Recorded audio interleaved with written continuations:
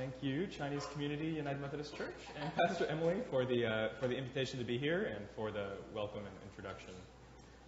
I wasn't planning to share too much about my ministry and my personal journey in United Methodist Church, but if anyone has any questions, I will stick around after the service, and I'm happy to talk more about myself. As a candidate for deacon's orders who is working outside the local church, I am a seminary graduate in full-time ministry, but it's not often that I get to exegete scripture and preach in worship, which is something that I actually do enjoy. So again, I'm grateful for the invitation to be here. Please pray with me. I lift this message up in the name of God, the Creator, Redeemer, and Sustainer. Amen. Today is the second Sunday in Epiphany-tide, the liturgical season that follows Christmas. Some of you may know that. I'm a liturgical geek, so that's something I pay attention to very much. All right. I'm glad there's someone here who appreciates that. Taken together, Christmas and Epiphany offer us a look at Jesus' origins. The lectionary readings during this season tell us how Jesus got to where he did. We revisit the stories of Jesus' family, his birth, baptism, and early ministry. This past Christmas allowed me to reflect on my own origins as I spent time with my parents, my sister, and my extended family back east, whom I generally have seen only once a year since moving to California 2.5 years ago. There were some significant changes in the extended family in the past year.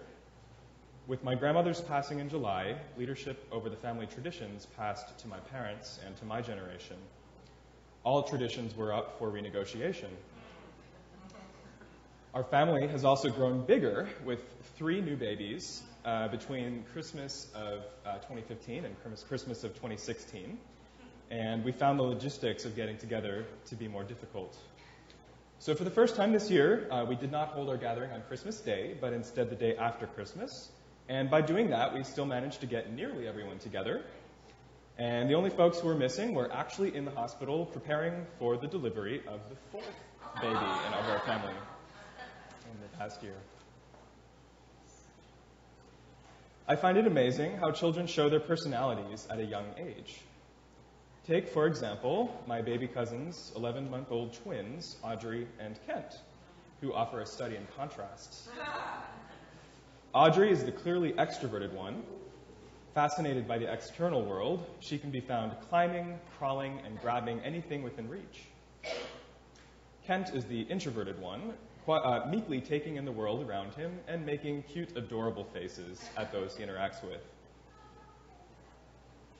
Not just personalities, but also lifelong interests can manifest themselves at a young age. Since childhood, I have loved maps. As a youngster, I would read maps, study maps, and try to memorize them. On car trips, I would look out the window, make note of our route, and check a map of where we had gone whenever we returned home. Growing up in suburban Detroit, navigating the area was pretty easy. Outside of the part of the area that was developed as part of the founding French settlement and the riverfront farms, the region was mapped out under the U.S. government as part of the Northwest Ordinance of 1787, which decreed that arterial roads be laid out in a grid of north-south and east-west roads, each spaced 1 mile apart. The main roads traveling east-west are numbered by their distance from downtown Detroit. So you all may have heard of 8 Mile Road. Those of you who are familiar with my man Slim Shady. You may not have heard of 9 Mile Road, though, or 10 Mile Road, 11 Mile Road, going all the way up to 37 Mile Road in Macomb County. So if you've memorized the order of the streets that cross the mile roads, knowing the distance and direction of travel in the Detroit area is a matter of math and counting the number of major streets between your origin and your destination.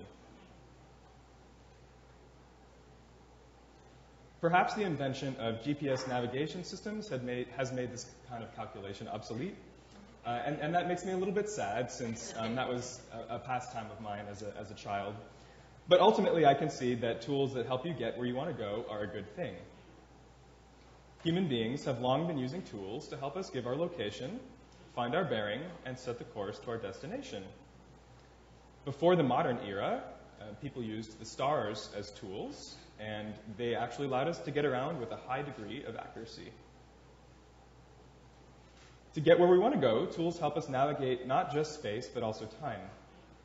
I was reminded of this fact last week when the San Francisco Muni real-time information shut down. So those of you here in Oakland might not have experienced that, but for me, without information on when the next train was arriving, I was unable to ascertain whether or not I could make any of my meetings and appointments on time. Human beings mark out time in minutes, days, months, and years. We know that time is a moving target, and yet we experience and measure time through events and moments.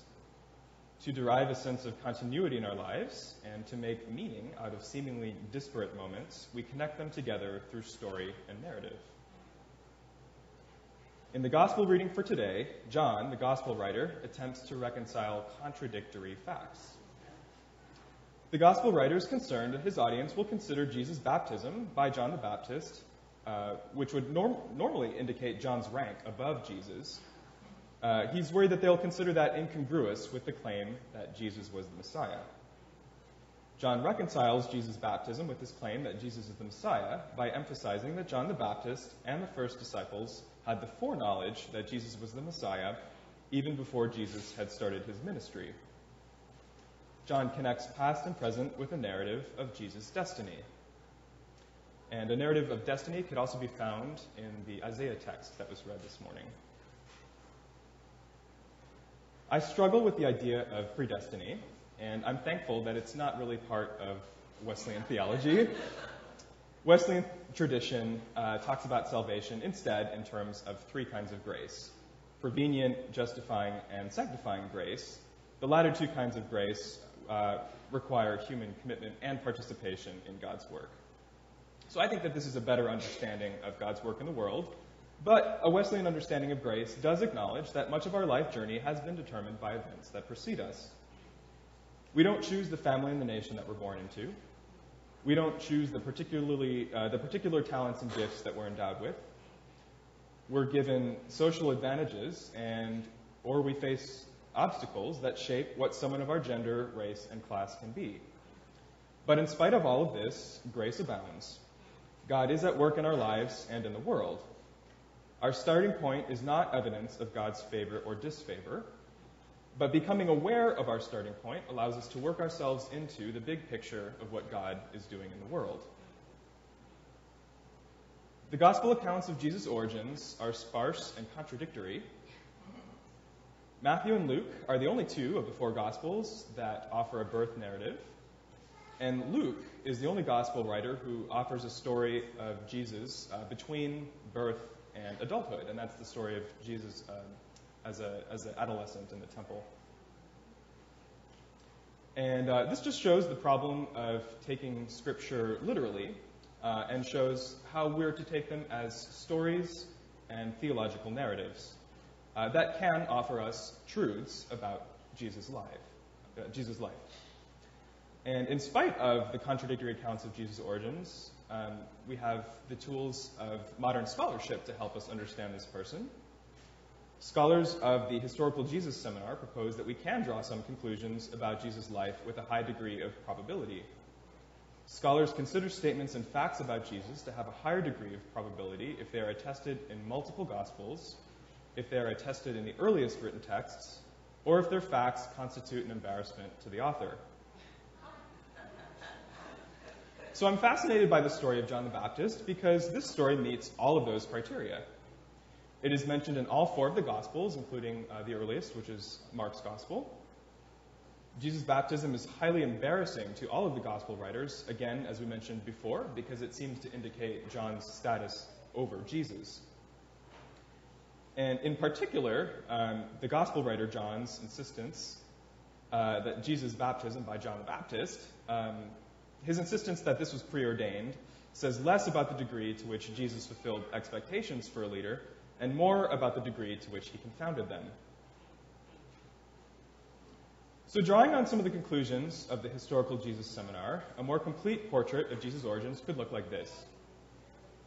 Jesus grew up as a country boy in the hitherland agricultural town of Nazareth.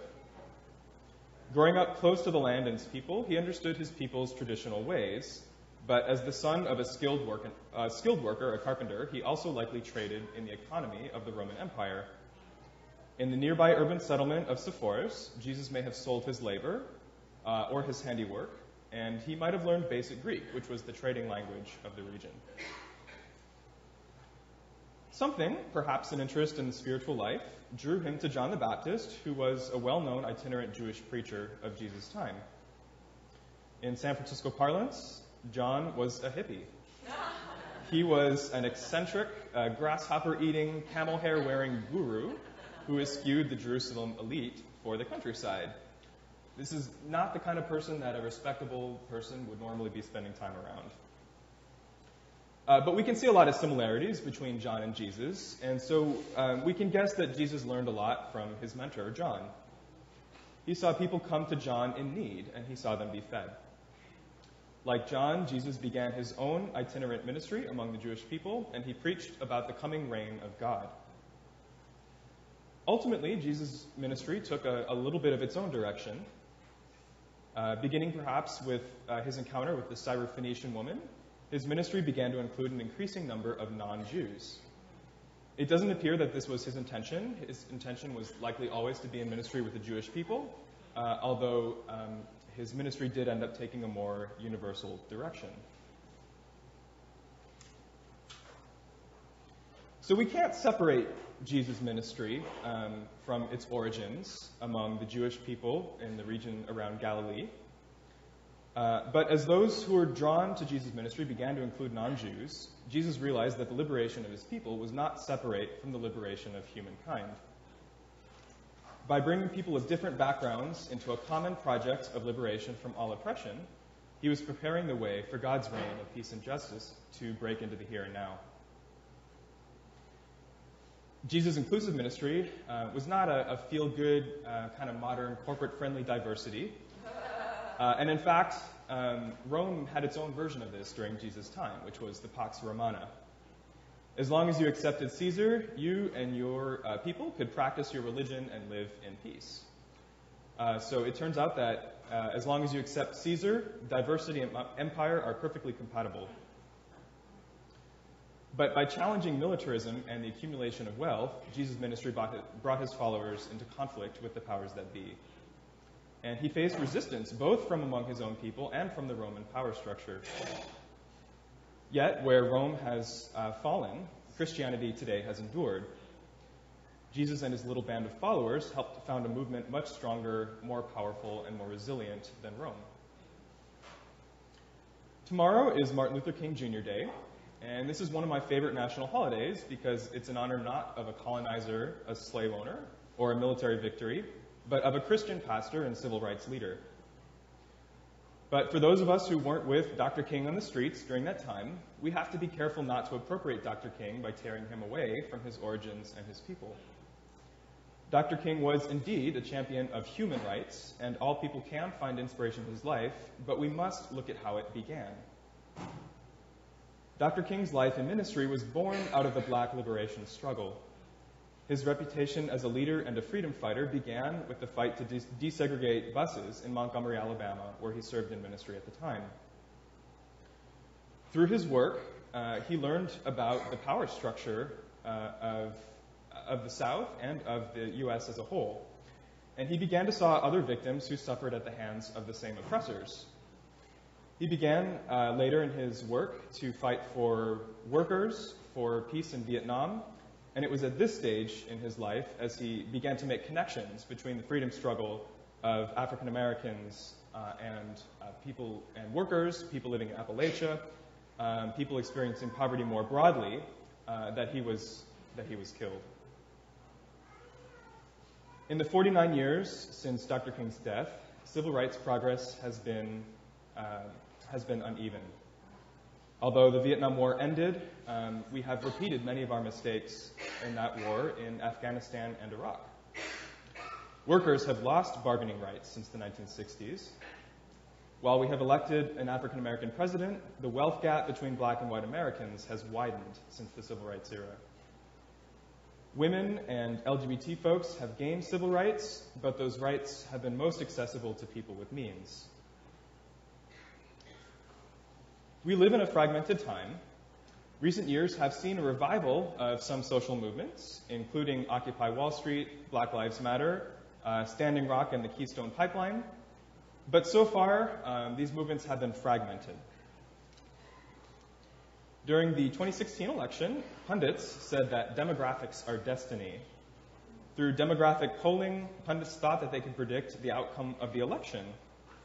And what actually happened surprised nearly everyone and proved the pundits and their methods wrong.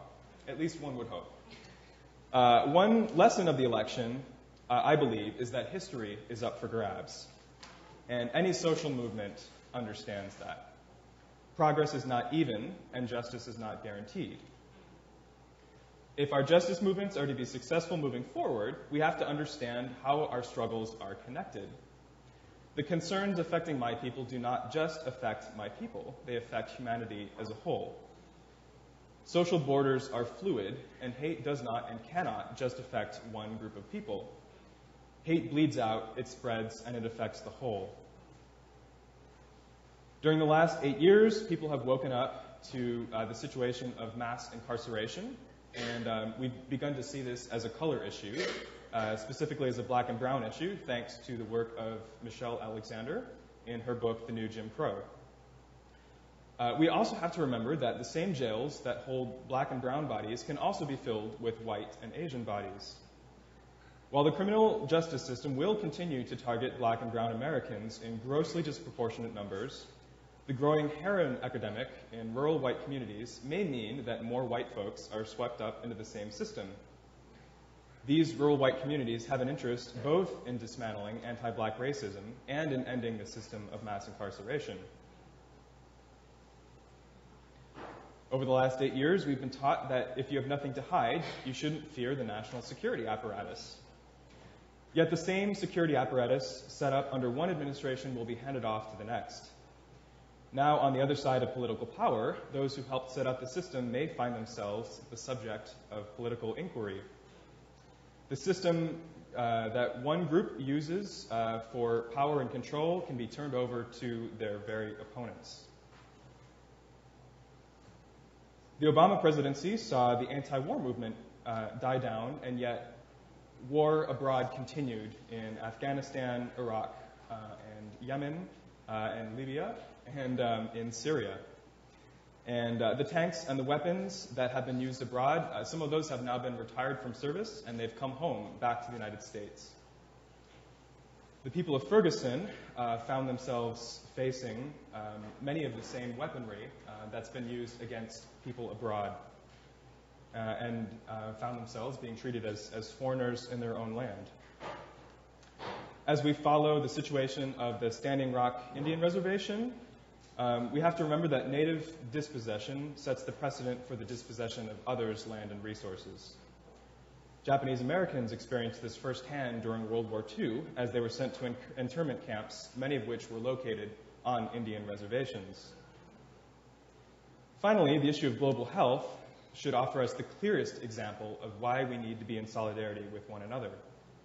Contagious diseases know no boundaries of nation or race.